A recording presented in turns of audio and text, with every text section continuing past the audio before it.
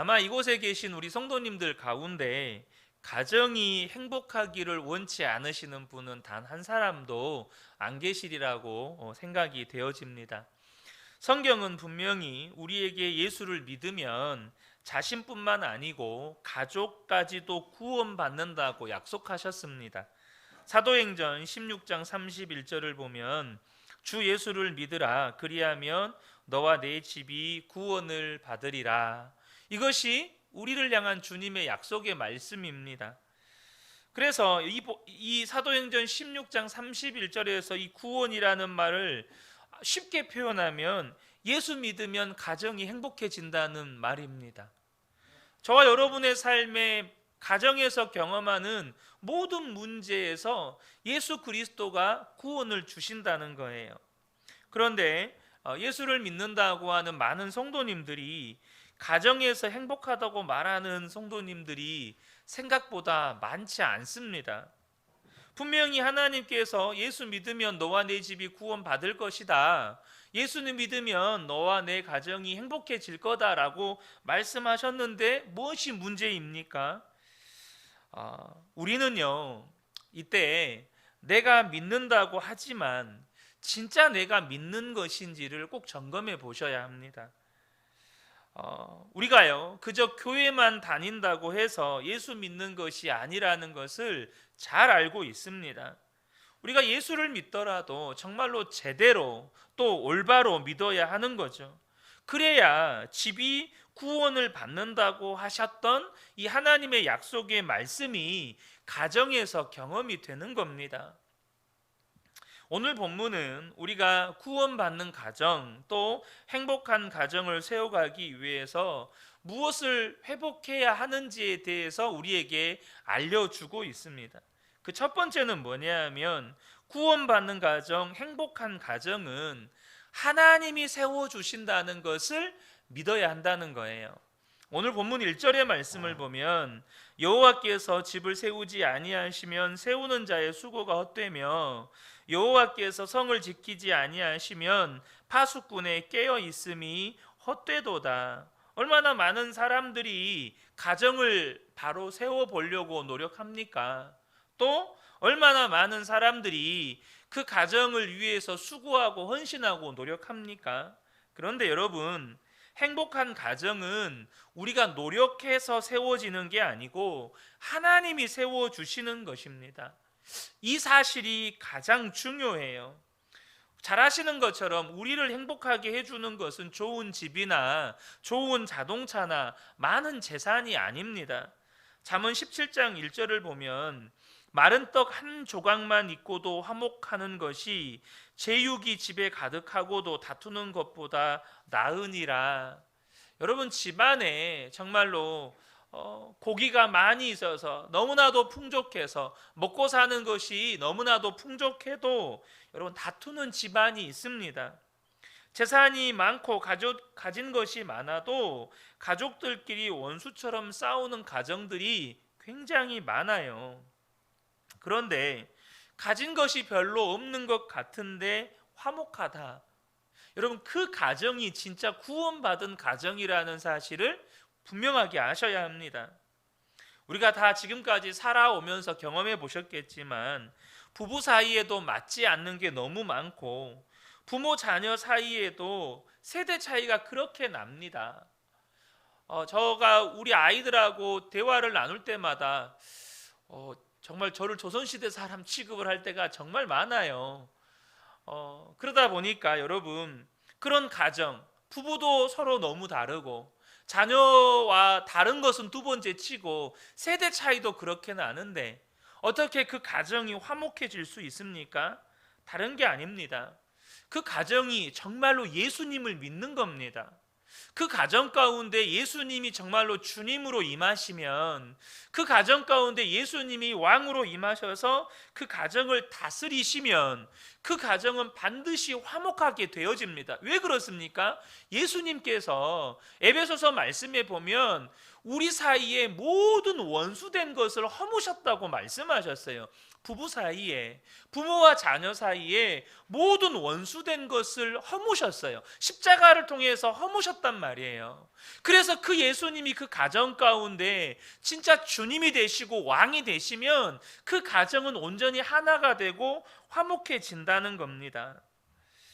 여러분, 정말로 그 예수님을 바라보는 눈이 열리면, 다시 말하면 예수님이 정말로 진짜 믿어지면 우리의 인생 모든 문제는 주님께 맡겨지는 겁니다.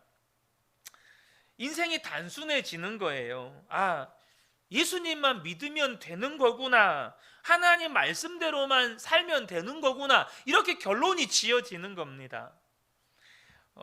제가 이제 어제 이제 하은이 데리고 이렇게 서울에 다녀왔죠. 이제 아침에 9시 반에 검사 예약이 잡혀 있다 보니까 새벽부터 일찍 이제 출발을 해야 했습니다. 그러니까 하은이도 일찍 깨워서 이제 가다 보니까, 와, 이 아이가 이제 차에 딱 집에서 출발할 때 타는 순간부터 자기 시작하더니 서울에 도착할 때까지 자더라고요. 사실 저는 그 아내에게 잘 운전도 맡기지 않지만 너무 피곤해서 어쩌다 한 번씩 아내에게 이제 운전을 맡길 때가 있는데, 그러면 이제 옆자리에서 이렇게 잘 수 있잖아요. 근데 잠깐 눈 붙였다가도 금방 잠에서 깨버립니다.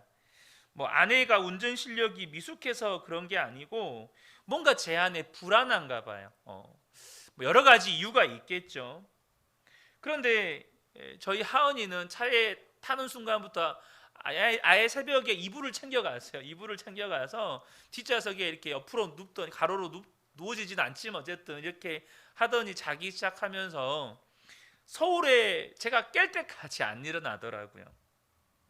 근데 제가 그런 저희 하은이를 보는데 어떤 생각이 들었냐면, 이 아이는 정말로 아빠를 믿고 있구나, 아, 믿는다는 게 저런 거구나, 완전히 저렇게 믿고 맡겨버리면 저렇게 편안하게 잠을 잘 수 있구나. 여러분, 뭐 저희 차가 무슨 대형 세단이어서 뭐 충격을 전혀 느끼지 못하고 뭐 그런 차겠어요?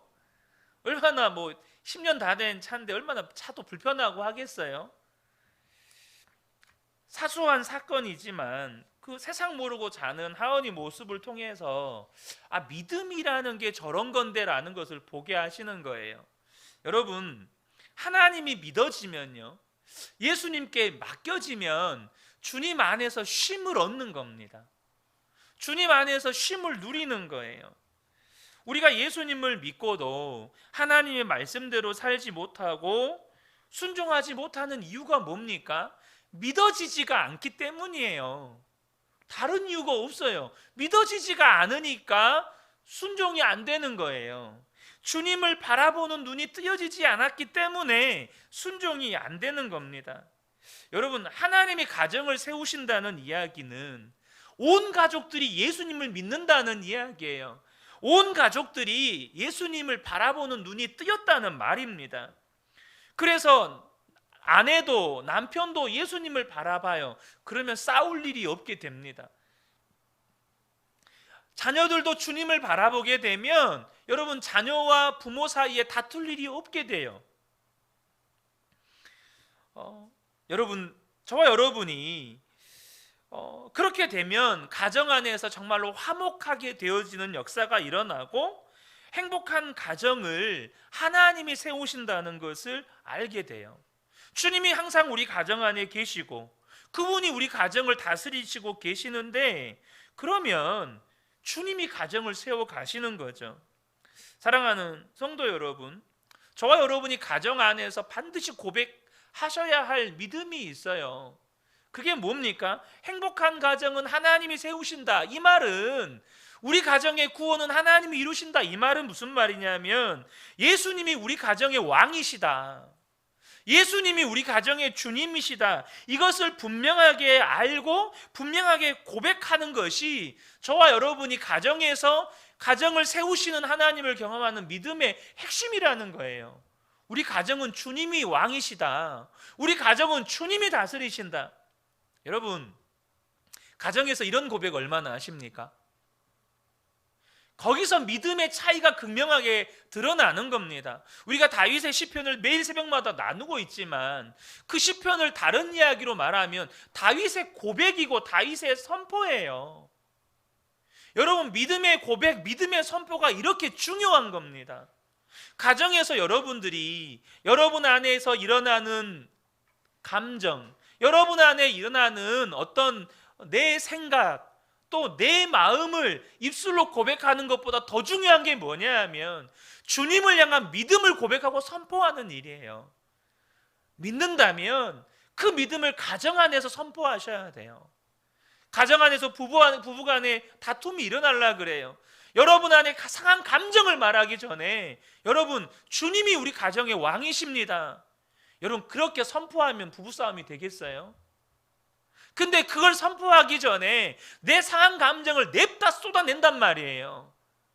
그러니까 주님이 다스리실 틈이 없어요. 왜요? 내 상한 감정이 왕이니까. 내 상한 감정이 주인이니까. 일단은 이걸 해결하고 나야 되는 거예요. 이걸 해결해놓고 봐야 되는 거예요. 그게 무슨 말입니까? 주님이 왕이 아니라는 거예요. 상한 감정이 내 주인이라는 거예요. 그 상한 감정에 사로잡힌 내가 가정의 주인이라는 겁니다. 중요한 게 있습니다. 정말로 저와 여러분의 가정에 우리 가정을 세우시고 우리 가정을 구원하시고 우리 가정을 행복하게 하시는 분이 하나님이시다는 것을, 예수님이시다는 것을 믿는 것이 우리에게 필요하다는 겁니다. 두 번째는요, 자, 그 믿음을, 저와 여러분에게 그 믿음이 필요해요. 또 한 가지, 우리가 그렇게 믿는다면 우리 가정을 구원하시는 분이 주님이시다, 우리 가정을 화목하게 만드시는 분이 주님이시다라고 믿는다면 이제부터 주님께서 우리 가정을 그렇게 세워 가실 것이라고 또한 믿으셔야 돼요. 이게 중요한 거예요. 우리가 믿어놓고요, 그냥 믿음으로 끝나버려요. 믿는다고 하고 끝나버려요. 그럼 주님은 뭐 하십니까? 우리가 믿으면 믿은 대로 주님이 역사하시잖아요. 아멘이십니까? 우리가 믿는 대로 역사하신단 말이에요. 그러면 그 다음부터 우리가 무엇을 믿어야 되는 거예요? 이제부터 주님이 우리 가정을 세워가신다. 이제부터 우리 가정을 주님께서 우리 가정 가운데 역사하신다. 이것을 분명하게 믿으셔야 한다는 거예요. 그것을 믿음으로 받아들여야 한다는 거예요. 오늘 본문 2절에 보면 그러므로 여호와께서 그의 사랑하시는 자에게는 잠을 주시는도다 이렇게 말씀하시거든요. 여러분, 잠을 주신다, 그러니까 잠을 잔다, 이 말이 무슨 말이에요?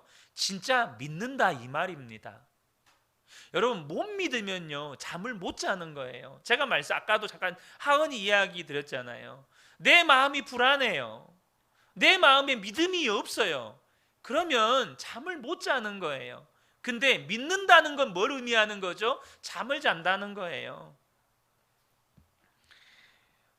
내 마음 가운데 완전한 주님의 평강이 임했어요. 그 평안함 가운데 잠을 자는 거예요. 그런데 내가 주님을 믿지 못해요. 주님이 우리 가정을 세우실 것이다, 주님이 우리 가정을 하나 되게 하실 것이다, 주님이 이제부터 우리 가정 가운데 역사하실 것이다, 이 믿음이 없잖아요. 그러면 불면증인 거예요. 그러면 잠을 자더라도 깜짝깜짝 놀라면서 깨게 되는 거예요. 주님께 정말로 다 맡겼다면 평안하게 잠을 자는 거죠. 그 말은 저와 여러분이 정말로 이제 또 믿어야 될 건 뭐냐 하면 이제 우리 가정은 주님이 역사하신다. 이제부터 주님께서 우리 가정을 세워 가실 것이다, 우리 가정을 화목하게 해 가실 것이다 라고 믿는 게 필요하다는 겁니다. 우리 가정을 천국 같은 가정으로, 기쁨이 넘치는 행복한 가정으로 주님이 만드신다. 여러분, 만들어 주옵소서가 아니에요. 만들어 주옵소서는 소원이에요. 여러분, 소원은 믿음이 아닙니다. 여러분 안에 우리 가정을 화목하게 만들어 주옵소서. 우리 가정을 하나 되게 만들어 주옵소서. 여전히 그것이 소원인 경우에는 가정 안에서 역사가 일어나지 않아요. 주님은 소원을 따라 역사하시는 분이 아니고 믿음을 통해 역사하시는 분이세요. 그래서 믿음이어야 하는 겁니다. 주님이 반드시 우리 가정을 회복시키시고 화목하게 하시고 우리 가정을 구원해 주신다라고 믿는 거예요. 믿으면 평안하고, 믿으면 싸울 일이 없고, 믿으면 지금 남편이나 아내나 다른 자녀들이 말도 안 되게 행동하고 말하고 하는 것 때문에 속 뒤집어질 일이 없어요. 왜요? 주님이 역사하실 거니까. 주님께서 반드시 우리 가정을 일으켜 세우시고 하나 되게 하시고 화목하게 하실 거니까. 지금 눈앞에 보이는 현상이 중요합니까? 하나님이 역사하시는 게 중요합니까? 제가 오늘 왜 이렇게 흥분하는지 모르겠어요. 여러분, 주님이 저와 여러분 가정 안에서 역사하십니다. 우리에게 필요한 건 주님이 역사하심을 믿고 바라보는 거예요. 여러분, 저와 여러분이 꼭 기억하셔야 합니다. 믿으면 하나님이 우리 가정을 세우십니다. 변화시켜 달라, 또 회복시켜 달라, 구원해 달라, 그런 기도가 필요 없다는 게 아니에요. 우리의 믿음의 수준이 어릴 때는, 우리의 믿음의 수준이 성숙하지 못할 때는 그럴 수 있습니다. 그러나 여러분, 그렇게 기도할지라도 믿음이 없으면, 믿음이 없다는 말이 뭐예요? 그렇게 기도했어요. 또 가정으로 돌아가요. 또 안 되는 것 때문에 아내와 남편이 또 다퉈요. 안 되는 것 때문에 자녀들을 또 야단쳐요. 뭘 말하는 겁니까? 그렇게 기도하고 왔지만 나는 여전히 믿음이 없다는 것을 증명하는 거예요. 그렇게 기도하고 왔는데 여전히 나는 하나님을 믿지 못한다는 것을 스스로가 증명하는 거라고요. 그러니까 믿음이 없이는 주님이 아무것도 하실 수가 없는 겁니다. 왜 예수님께서 고향에서 아무런 역사를 행하실 수 없다고 하셨습니까? 다른 게 아니에요. 그들이 믿지 않았기 때문이라고 말씀하셨어요. 고향에서 예수님께서 어떤 기사와 표적도 행하실 수가 없었어요. 하지 않으신 게 아니고 행하실 수가 없었어요. 왜요? 믿지 않았기 때문에. 마찬가지예요. 주님 이거 해주세요, 저거 해주세요. 그렇게 정말로 애걸복걸 기도합니다. 때로는 눈물 흘리며 기도하고 금식하며 기도합니다. 그런데 가정으로 돌아가면 또 우리는요, 내 입에서 믿음이 아닌 말들이 나오기 시작해요. 반복되는 그 모습을 보면서 아내와 남편이 다투고 또 자녀들에게 잔소리를 하기 시작해요. 그러니까 주님이, 여러분, 내가 나를 사랑하는 것보다 주님이 나를 더 사랑하신다는 거 믿으십니까? 그렇다면 여러분의 가정을 화목하게 만들어 주시고 또 행복하게 만들어 주시고 또 주님의 놀라운 구원의 역사를 일으키시기를 원하시는 건 하나님이 더 할까요? 우리가 더 할까요? 하나님이 더 해요. 하나님이 더 역사하고 싶으셔요. 그런데 역사할 수가 없어요. 왜요? 믿음이 없으니까. 안 믿으니까. 그래 놓고 우리는 그러죠. 우리가 믿음이 없어서 주님이 하실 수 없는데 내가 믿지 않아 놓고 집에 가서는 다 뒤집어 놓고, 집에 가서는 그냥 폭풍 잔소리로, 또 집에 가서는 그냥 다툼으로 다 뒤집어 놓고 원망은 하나님께 합니다. 하나님 왜 내 기도 안 들어주시냐고, 내가 그렇게 기도했는데 왜 하나님 역사 안 하시냐고. 여러분, 하나님이 역사를 안 하시는 게 아니고요, 하실 수가 없는 거예요. 왜요? 하나님이 역사하실 통로가 없으니까. 그 통로는 믿음인데, 여러분, 믿음은 가정을 구원합니다. 하지만 요구하는 것은 가족들의 마음을 무겁게 만들고 긴장하게 만들어요. 엄마 아빠가 나에게 무엇을 요구한다, 아이가 그것을 느끼는 순간 가정에는 늘 긴장이 있고 부담이 되는 거예요. 부부 사이에도 마찬가지입니다. 당신 이거 해줘, 저것 좀 바꿔, 이것은 좀 잘했으면 좋겠어, 이렇게 요구할 때 그 요구는요, 절대 상대방을 돕지 못해요. 요구는 상대방에게 부담을 느끼게 합니다. 그런데요, 믿는 것은 완전히 달라요. 지금 가족들이 어려움 가운데 있어요. 당장 아빠가 사업이 쫄딱 망해서 가정이 재정적으로 어려움에 닥쳤어요. 아이들이 다 알아요. 엄마 아빠 분위기를 보면 알고, 아침 이 밥상에 올라오는 반찬을 보면 알아요. 학원이 끊기고 이게 다 안다고요, 자녀들이. 그런데 여러분, 그런 어려움 가운데 있지만 가족들 가운데 누구 한 사람이 믿음으로 가정 안에서 찬송을 부르기 시작해요. 여전히 가정 안에서 믿음으로 하나님을 예배하기 시작해요. 그러면 어떤 일이 일어나는지 아십니까? 가족들 안에 믿음이 연약할지라도 찬양이 끊어지지 않았다면, 우리 가족 아직 끝나지 않았구나. 우리 가정에는 아직 소망이 있구나. 아직 우리 가정은 망한 게 아니구나. 여기가 끝이 아니구나. 이런 희망을 발견하게 된다고요.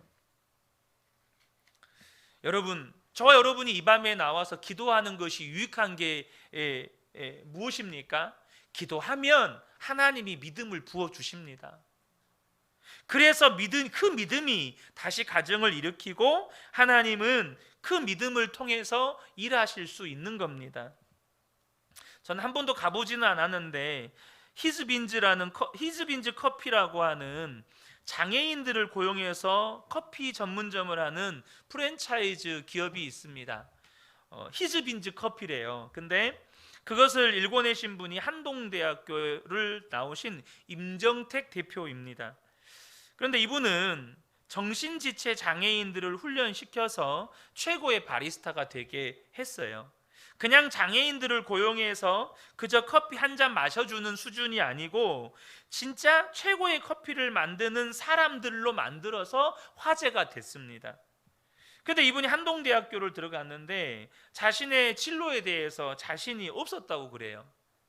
자기가 과연 성공적인 삶을 살아낼 수 있을까?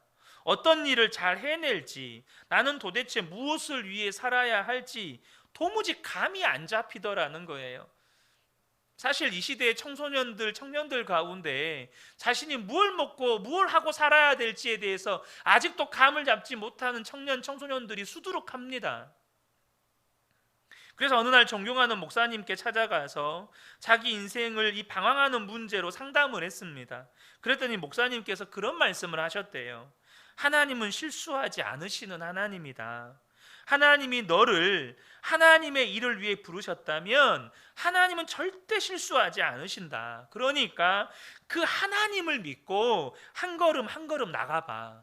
뭐 이걸 해라 저걸 해라 말하지 않고 하나님은 실수하지 않으시니까 그 하나님만 믿고 한 걸음 한 걸음 내딛어봐, 이렇게 말씀을 해주셨는데, 자기는 뭐 집안도 어렵고 가진 것도 없고 연약하고 뭐 자신도 하나 없는데 그 목사님의 말씀이 너무나도 마음에 와 닿더라는 거예요. 나는 약하지만, 나는 가진 것도 아무것도 없지만 하나님은 실수하지 않으시는 하나님이라는 것이 이 임정택 대표의 믿음이 된 거예요. 하나님 실수하지 않으신다. 나는 부족하고 여러 가지 모자란 것이 많아도 반드시 하나님은 나를 하나님의 뜻과 계획을 이루는 길로 이끄실 것이다. 여러분, 말이 쉽지. 정신지체 장애인들을 바리스타로 훈련시켜서 커피 전문점을 내는 거예요. 이윤을 창출한, 여러분 우리가 흔히 그런 말 하잖아요. 남의 돈 벌어 살기 쉽지 않다고. 그렇게 남의 호주머니에 있는 돈 빼내는 것이 그렇게 힘든 일이라고. 정상인들도 쉽지 않은데 이 정신지체 장애인들을 바리스타 훈련을 시키고, 바리스타 훈련만 하면 됩니까? 서빙, 또 손님 접대하는 거, 돈 계산하는 거 다 가르쳐야 되잖아요. 손님 접대하는 것도 쉬운 일이 아니잖아요, 이게. 그런데 하나님을 믿으니까, 나는 부족하고 모자란 건 많아도 하나님은 실수하지 않으시니까, 그래서 하나님은 사람이 이룰 수 없는 일을 하시는 하나님이시니까 내게 주신 이 마음과 마음의 꿈과 비전이 하나님이 기뻐하시는 일이라면 하나님은 반드시 이루실 것이다. 그래서 그것을 이루어낸 겁니다. 사랑하는 성도 여러분, 저와 여러분의 가정이 행복해지고 기쁨이 넘치고 화목해지고 천국 같아지는 거, 여러분 꿈 같은 이야기입니까? 그런데 여러분, 그건 하나님이 원하시는 거예요. 아닙니까?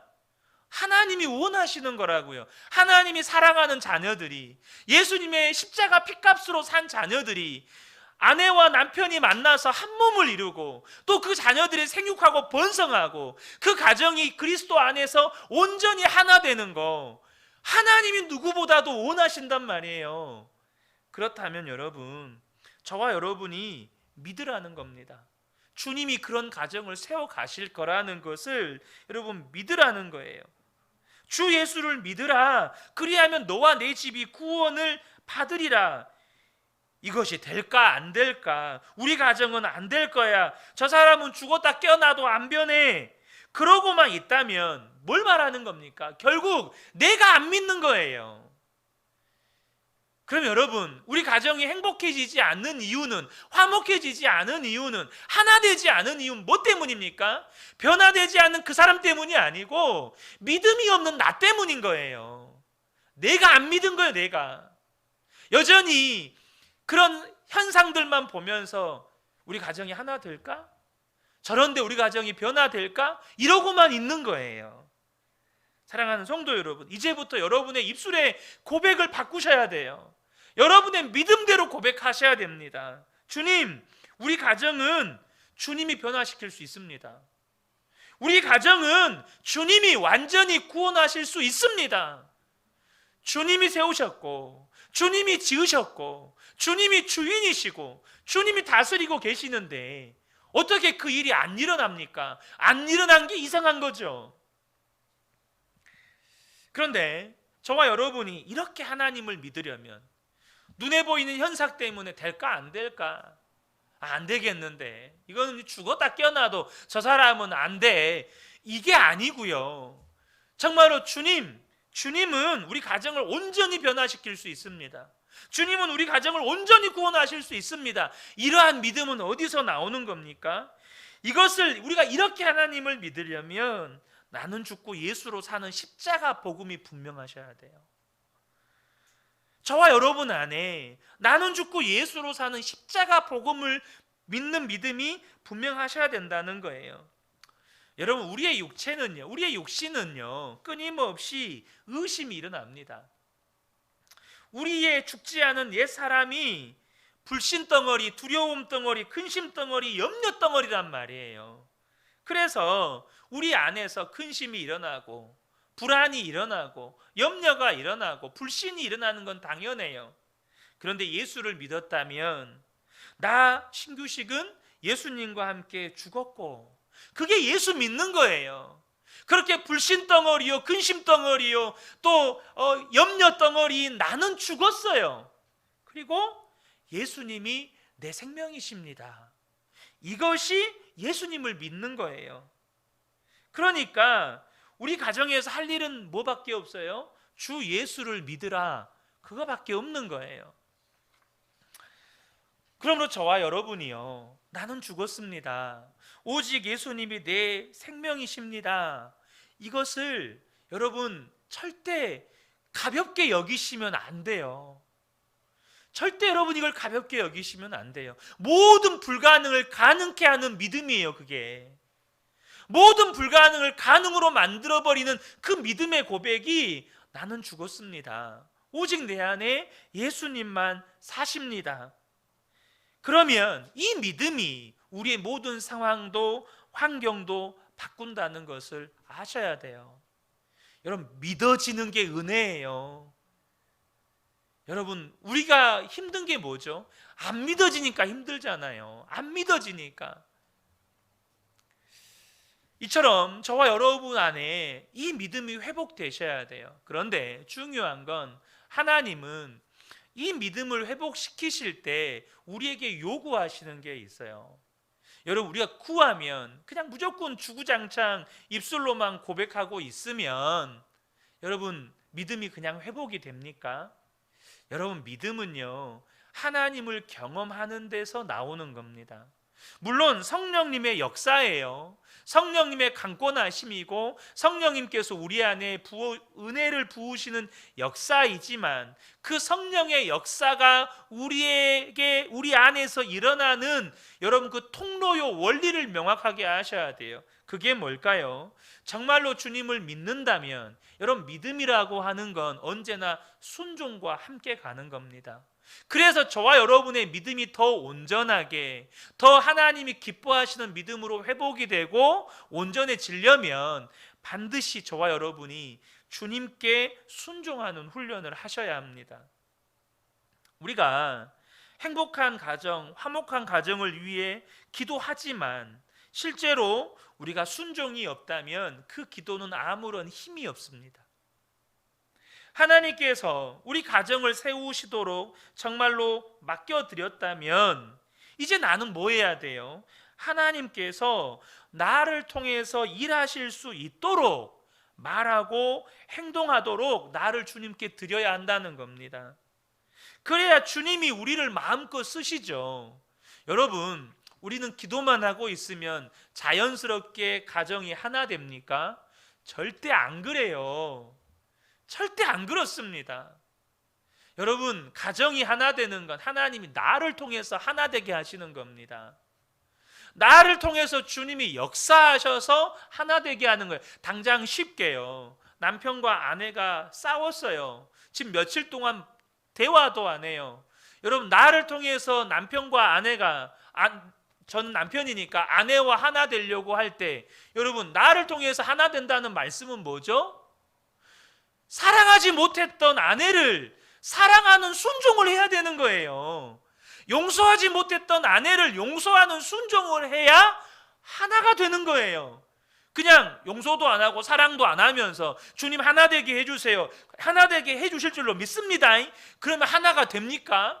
죽었다 깨어나도 절대 하나가 안 돼요. 순종하는 나를 통해서 주님은 하나 되도록 역사하시는 거예요.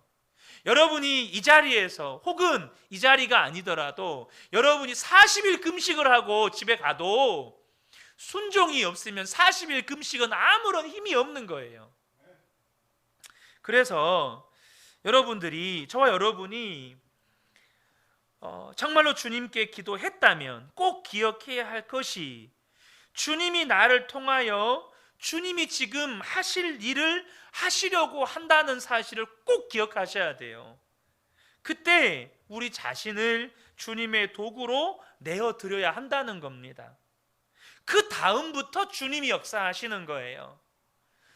우리가 주님 앞에 믿음으로 고백하고, 이 고백이 다 기도잖아요.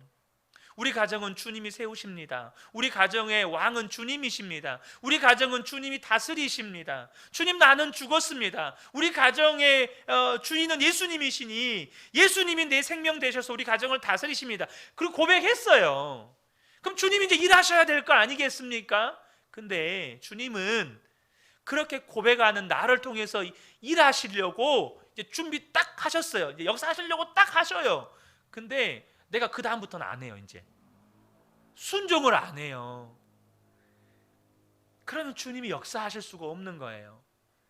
골로새서 3장 17절에 또 무엇을 하든지 말에나 일에나 다 주 예수의 이름으로 하고 그를 힘입어 하나님 아버지께 감사하라.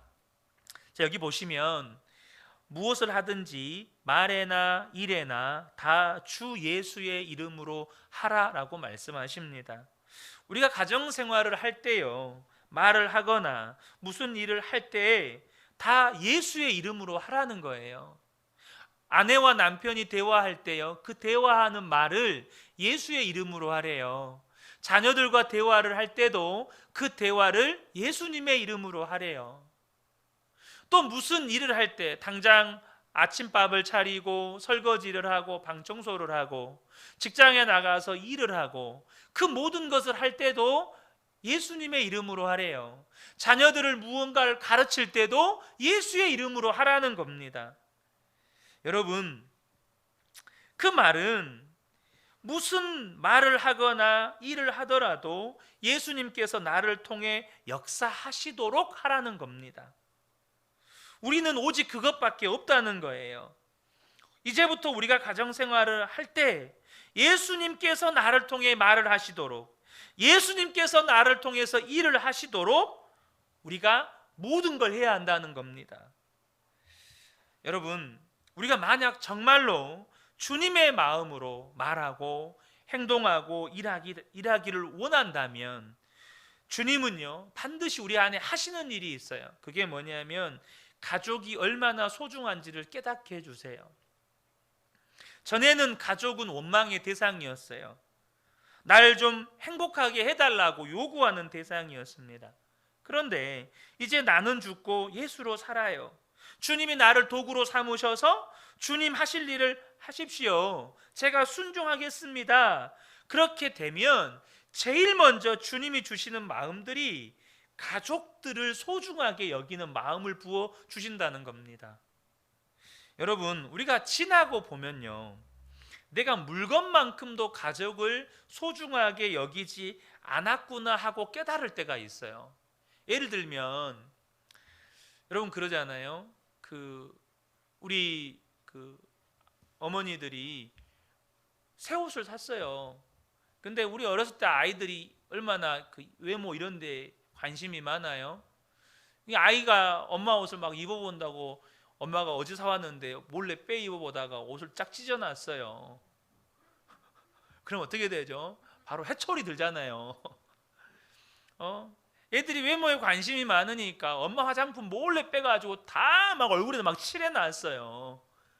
그럼 어떻게 합니까? 바로 등짝 맞죠. 새 차를 샀어요. 아버지들 새 차 좋아하시잖아요. 근데 아이들이 뒤쪽에 쓰레기를 난장판으로 만들어놨어요. 그럼 어떻게 됩니까? 아이들 죽어나죠. 우리가요 때로는 물건보다도 가족을 소중하게 여기지 않았다는 것을 깨달을 때가 있어요. 남편에 대해서, 아내에 대해서, 또 부모와 자녀에 대해서 자기가 얼마나 무심했는지를 깨닫게 될 때가 있어요. 근데 그것을 깨닫지 못하면 늘 나를 행복하게 해달라고만 요구하게 되는 겁니다. 내 마음에 들기를, 나를 만족하게 해주기를. 근데 그게 안 되는 거죠. 여러분, 하나님이 역사를 안 하시는 게 아니고 못 하시는 겁니다. 내가 주님이 역사하실 수 있는 도구로서 내 삶을 주님께 안 드리니까 말하는 것부터 철저하게 주님의 다스림을 받아야 하는데 말하는 것부터 내가 주인인 거예요. 그래서 여러분 특별히 말 잘하시는 분들, 말 잘하시는 분들이 조심하셔야 돼요. 그 말로 가족을 죽여놓습니다. 또 그냥 말부터 앞서시는 분들, 여러분 조심하셔야 돼요. 말이 앞서다 보면 가족들을요 상처를 입혀요. 여러분 그런데요 무슨 말을 하더라도 주님의 허락을 받고 말을 할 때, 그러면 그때부터 주님이 일하기 시작하는 거예요.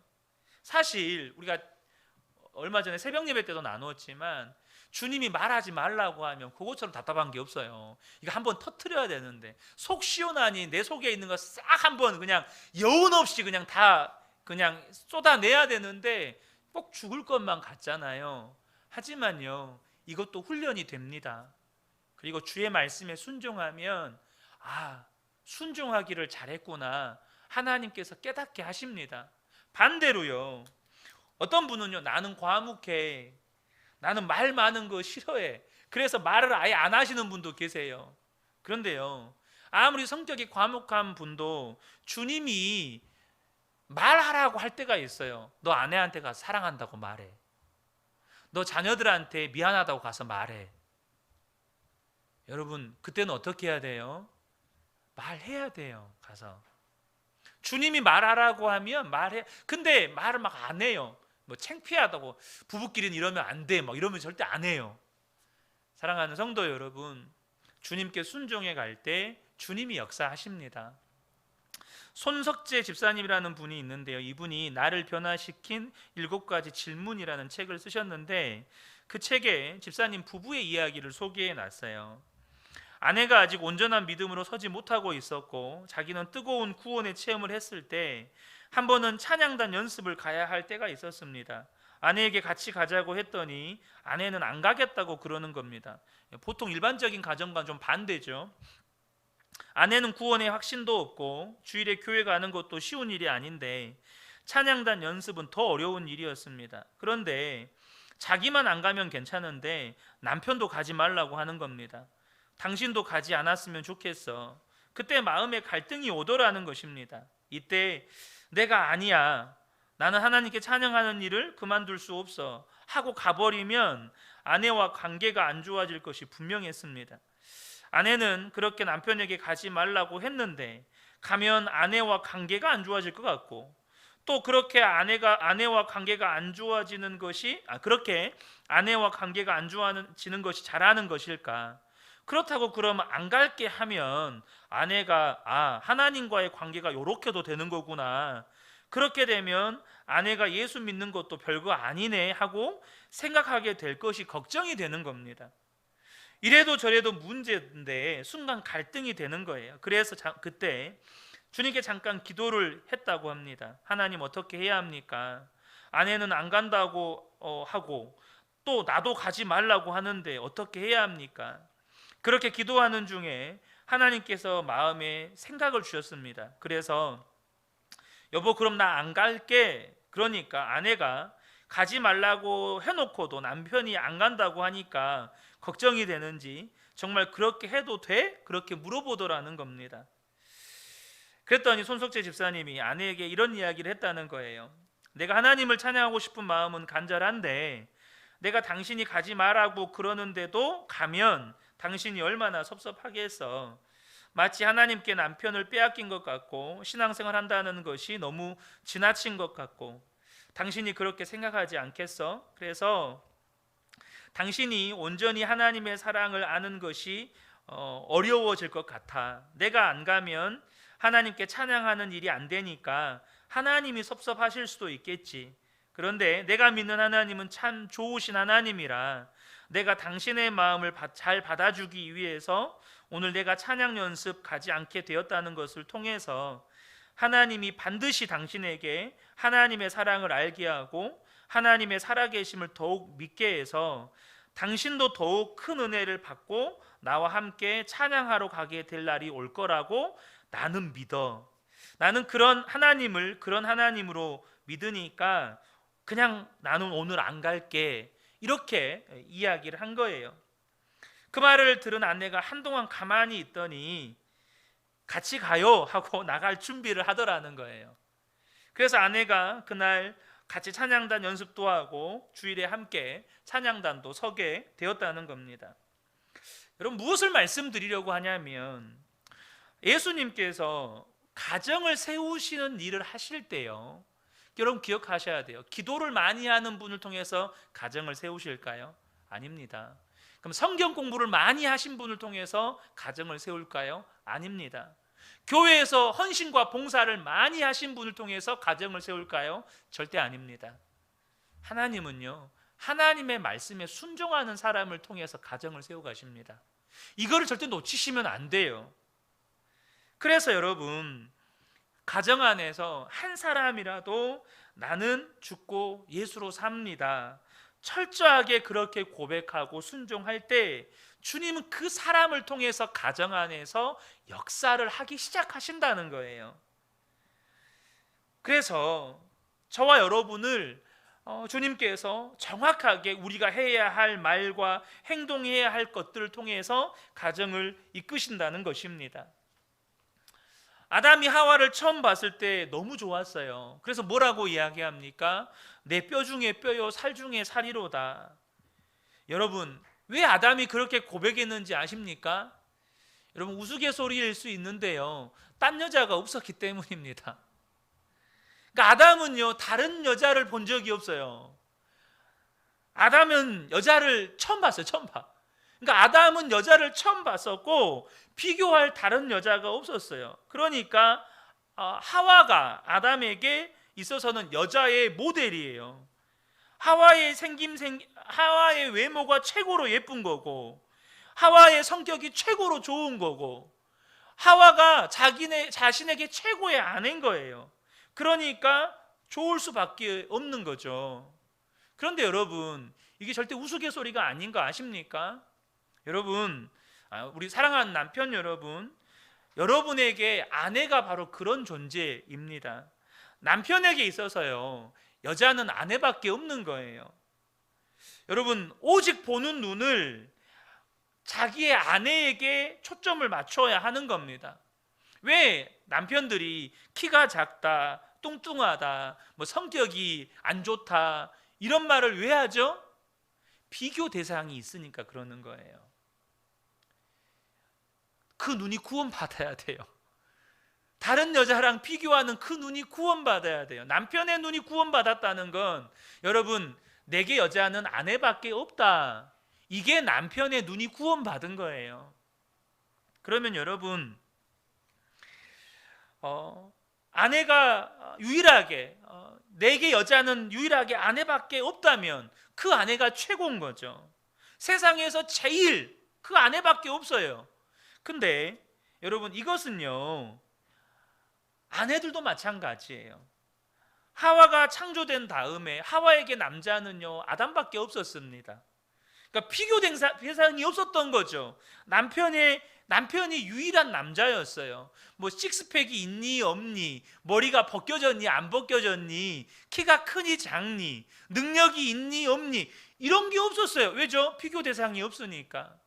아내도 마찬가지예요. 남편을 볼 때 비교 대상이 없어야 돼요. 그래야 여러분, 남편이 머리가 되는 거예요. 여러분, 하나님께서 남편을 아내의 머리로 정하셨잖아요. 여러분, 그것은 자존심의 문제가 아닙니다. 하나님이 머리라고 하셨으면 머리인 거예요. 여러분, 근데요, 우리 아내 되신 여러분들, 머리가 마음에 안 들면 어떻게 하세요? 머리 뗐다가 다른 머리 붙입니까? 아니면 머리가 마음에 안 들면 머리 막 때립니까? 머리가 마음에 안 들면 소문내고 다닙니까? 아니잖아요. 그냥 머리가 마음에 안 들면 미장원 가서 머리 같이 좀 이렇게 자르기도 하고, 뭐 파마도 하고, 그렇게 해서 내 마음에 들게 바꾸면 되는 거예요. 남편을 그렇게 가꾸시면 되는 거예요. 사랑하는 성도 여러분, 저와 여러분이요, 꼭 기억하셔야 합니다. 주님이 우리 가정을 회복시키십니다. 하나 되게 만드시고 구원하세요. 그러나 반드시 순종하는 나를 통해서 하십니다. 나를 주님의 도구로 드릴 때, 주님, 나는 주님의 도구입니다.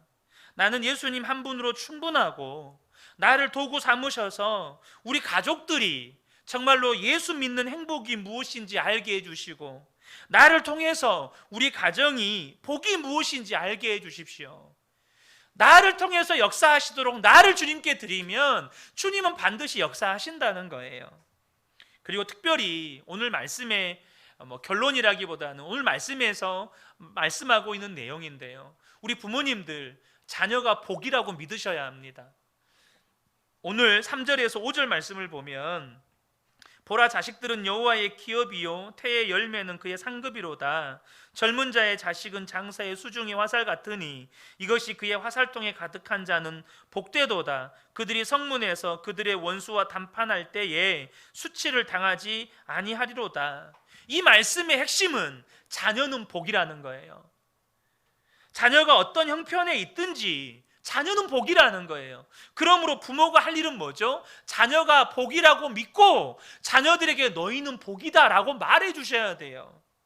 여러분, 우리 자녀들을 위해서 기도하는 게 중요하죠. 근데 더 중요한 게 뭔지 아세요? 믿음입니다. 아무리 자녀를 위해서 기도해도 믿음이 없으면 그 기도는 힘이 없다니까요. 우리 자녀들이요, 자기에 대한 믿음을 얼마나 많이 잃어버렸는지 아세요? 그 이유는 뭐냐면 열등감 때문이에요. 이 한국 사회가, 한국 교육이 끊임없이 비교 평가를 합니다. 성적으로, 외모로, 집안 배경으로 끊임없이 비교 평가를 한다고요. 금수저, 흑수저가 괜히 나온 말이 아니에요. 거기에 짓눌려서 우리 자녀들의 마음 안에 이 낮은 자존감, 상처 다 무너졌어요. 그런데 부모마저도 자녀를 그렇게 봐요. 너 왜 이렇게 공부를 못하냐? 너 왜 공부를 그렇게 안 하냐? 너 그래가지고 뭐가 될래? 너 네 인생 앞으로 빌어먹고 살겠냐, 이런 말들을 서슴없이 해요. 그러니까 학교 가도 그렇게 비교당하는데 부모들마저도 그런 말들을 아무렇지도 않게 하니까 자녀들이 그 상처 입은 마음에서 헤어나올 길이 없는 거예요. 집이라도 좀 쉬어야 되는데. 여러분, 예수를 믿는 부모가 좋은 이유가 딱 하나예요. 다른 게 아닙니다. 하나님의 말씀을 믿기 때문이에요. 그 말씀으로 자녀들에게 이야기해 주는 겁니다. 너는 복이야. 너는 우리 가정의 복덩어리야. 하나님이 우리 가정의 복덩어리로 널 두셨어. 또 너도 하나님께서 복으로 만드셨어. 너를 통해서 세상 모든 민족이 복받을 거야. 여러분, 부모가 그렇게 믿고 고백해 주는 그 아이들이 세상에서 끊임없이 비교를 받는 그 세상 속에서 나는 그래도 복이야, 나는 하나님의 자녀고 세상에서 복덩어리야, 이 믿음 가지고 사는 거예요. 근데 세상에서도 비교당하고 가정에 들어와서도 비교당하는데 아이들이 어디서 쉴 틈을 얻습니까? 사랑하는 성도 여러분, 부모들이 자녀들을 복이라고 믿고 그렇게 자녀들이 복이라고 말해줘야 우리 자녀들 마음속에 하나님에 대한 기대가 생기고 믿음이 생기는 겁니다. 부모도 안 믿는 하나님을 자녀들이 어떻게 믿어요? 부모도 여전히 야, 명문대 나와야 돼, 너 적어도 이런 대학 정도는 나와야 세상에서 밥 빌어먹고 산다. 부모의 믿음이 그 정도니 자녀들 역시 하나님에 대한 어떤 믿음을 갖겠어요? 사랑하는 성도 여러분, 저와 여러분이 진짜 예수님 믿으셔야 됩니다. 그래야 주님이 역사하셔요. 소원이 믿음이 아닙니다. 주님 이렇게 되게 해주세요, 저렇게 되게 해주세요. 그 소원은 믿음이 아니에요. 주님이 안 믿어질 때가 있죠. 아무리 믿으려고 해도 안 믿어질 때가 있어요. 어떻게 해야 되죠? 그때는요, 그냥 잠잠히 주님 바라보는 거예요. 시편 46편 10절에 너희는 가만히 있어 내가 하나님 됨을 알지어다. 잠잠히 주님 바라보면 그 바라볼 때, 주님을 바라볼 때 믿음이 부어지는 겁니다. 사랑하는 성도 여러분, 주님이 저와 여러분 가정에서 누구보다도 일하고 싶어 하시고 누구보다도 저와 여러분의 가정을 회복시키시고 하나 되게 만드시고 행복하게 만드시고 화목하게 하기를 원하십니다. 여러분, 우리 안에 믿음이 회복되어야 주님이 일하실 수가 있는 겁니다. 이 밤에 함께 예배한 우리 모든 성도님들에게 다시 한번 가정을 향한 하나님의 약속의 말씀을 믿는 믿음이 회복되고 또 순종함으로 나아갈 때 나를 통해 역사하시는 하나님을 경험함으로 가정이 온전하게 회복되시기를 예수님의 이름으로 축복합니다. 아멘.